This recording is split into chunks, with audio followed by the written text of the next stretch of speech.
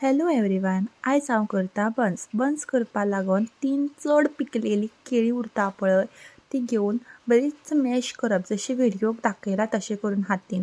मागीर ती मॅश जायनाका तितूं भितर आमी गोड घालप. जर तुमकां गोड नाका जाल्यार साकर बी घालपाक शकता. साकर घालता जाल्यार हितूंक ह्या बॅटरान 4 चमचे साकर घालपाची. मागीर तितूं भितर जिरें, हळद, मीठ आनी सोडा घालून मिक्स करून घेवपाचें.